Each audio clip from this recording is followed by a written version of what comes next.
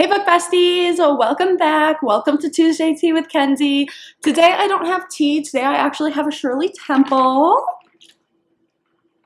Sip, sip, clinkety of the drinkety.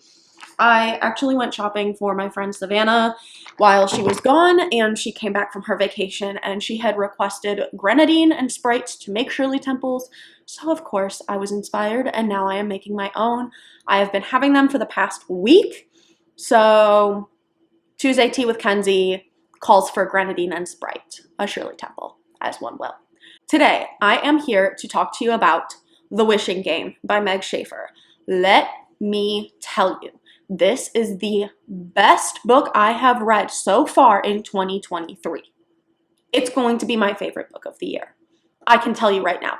We're only halfway through the year, but I know for a fact that this is going to be my favorite. Now, to be fair, I have only read 30 books this year. I am a little bit behind on my Goodreads goal, but this one, yeah, it's the best. It really, really is. Starting with an overview. We have a very famous author. He's written tons and tons of books, and he mysteriously stops writing books one day. As one does, I suppose. And many, many years later, completely out of the blue, he claims he's got a new book coming out. And he's offering a once-in-a-lifetime competition to a few lucky, lucky folk. And our main character, Lucy, is one of those lucky people who gets to come to Clock Island and see how that competition plays out. Now, Clock Island, what's that, you might ask? This is that. I'm inserting a picture here.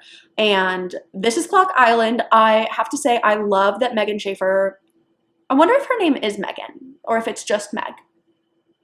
It's short for Megalodon Shark, that I know. But Meg Shaffer put this map in there, and I must say, I love and really, really appreciate that. I know that maps are typically put into fantasy books, but this is not a fantasy book. This is like a realistic fiction. In some way, this could happen to me. So like, it's realistic, right? It's realistic.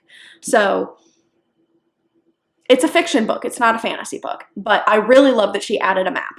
And so we've got our map of Clock Island, which I really love. You will notice that all of the different places are times. Times are places and actual times. And I just think that's so cool. Like, I love her. I love her brain. I would love to just like go through it and like pick it and like figure all of that out. Love it. Now, this book has been advertised as like Willy Wonka, Charlie and the Chocolate Factory vibes, and I definitely get that just from the overview itself. Like having a major competition, a couple of lucky people get to come, it's a once-in-a-lifetime thing, you know, vibes, right? No, there's more. Let me read the dedication to you. The dedication says, "This book is dedicated to Charlie and to all of us who are still looking for our golden tickets." My heart. I'm still looking for my golden ticket. I'm ready to like tear this book apart. Like, where is my golden ticket? Like, is it hidden in the binding somewhere? Because I have to know. Also, very, very cute. I love that there is gold on the side too, like golden ticket vibes. It really just adds that extra touch, that extra little like je ne sais quoi, that little sparkle, that little sparkle sparkle. I love it. This book ate it up, left no crumbs. Chef's kiss. Period. It's a slay. Whatever the cool kids say nowadays. That was me attempting to be cool. It probably didn't work. You are probably very repulsed right now, but that's okay. Because, I don't know. You get how much this means to me. It's something. It's something special. Now, I will say it also gives off Inheritance Games vibes, and I did mention that in my book haul video when I first got the book, that it gave off Inheritance Games vibes, but I wasn't 100% sure yet because I hadn't read it.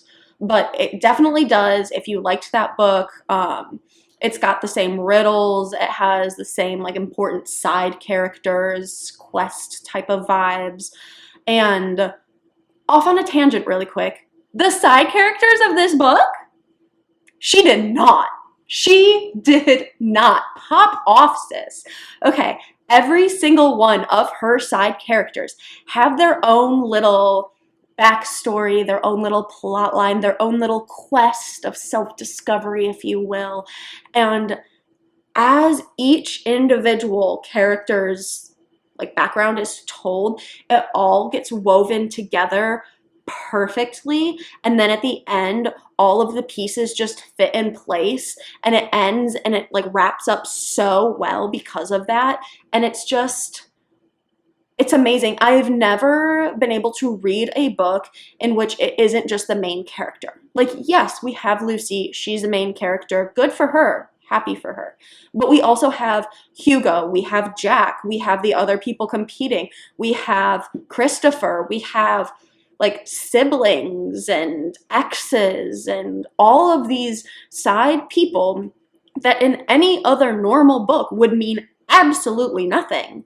And they're here and they're putting it all together, and they mean something to the overall meaning of the book and to how it ends and how like things progress. And I find that to be very, very like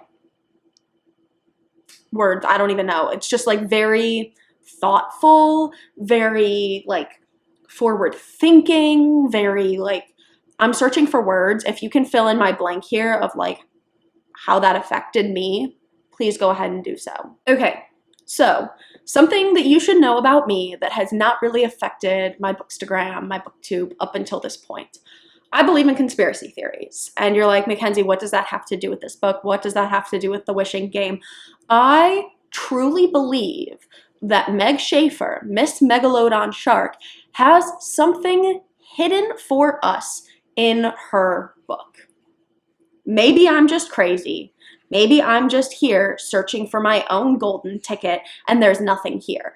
But there are a couple of things that just line up so perfectly that just make me think. And I want you to start thinking about them too, because I'm smart enough to see it, but I'm not smart enough to solve it. So I'm gonna need your help for that. We're gonna start with the cover. The cover is gorgeous, and it also has like little things hidden in it on the books. One of them says the Raven. I gotta look at my cover. One of them says the Raven, one of them says the clock, and one of them says the secret. I love that, but what does it mean?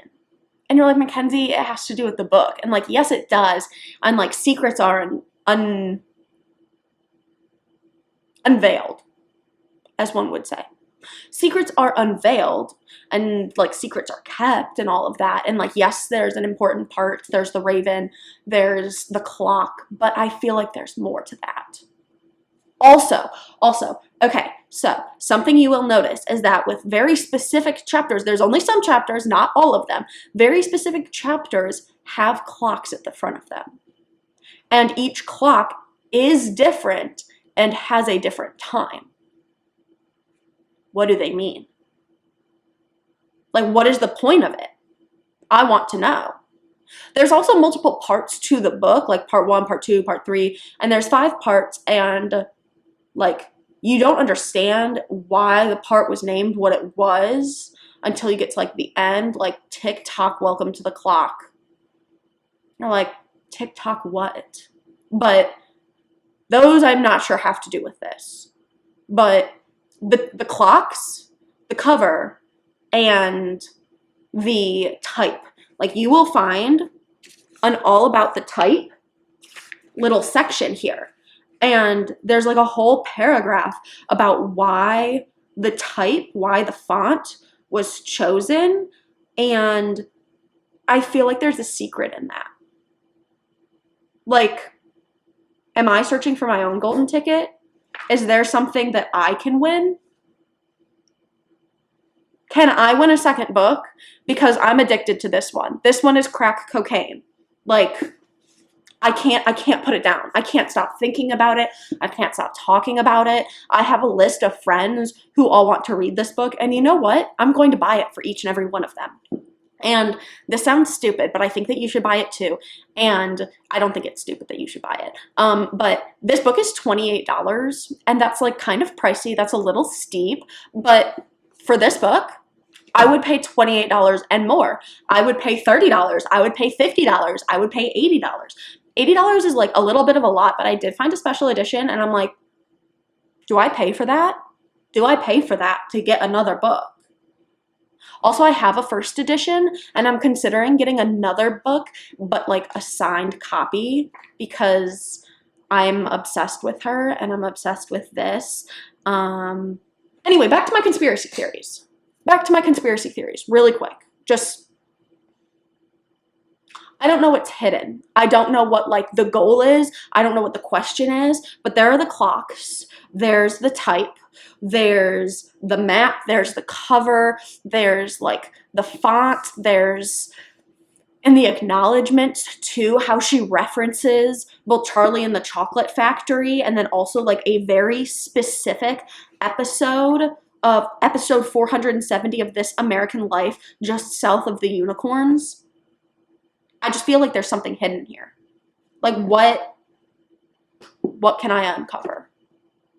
If you are a conspiracy theorist, please let me know. Please let me know what I can uncover here, because I would like to win a golden ticket. I am just not smart enough to do so. But alas.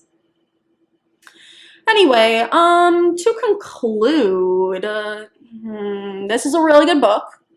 You should read it. Let me know if you believe in the conspiracy theories. Let me know if you have any ideas about them. Also, Shirley temples are good and you should drink those. And I'll see you soon. And I'll let you know if I ever get the conspiracy theories figured out. But until then, see you later.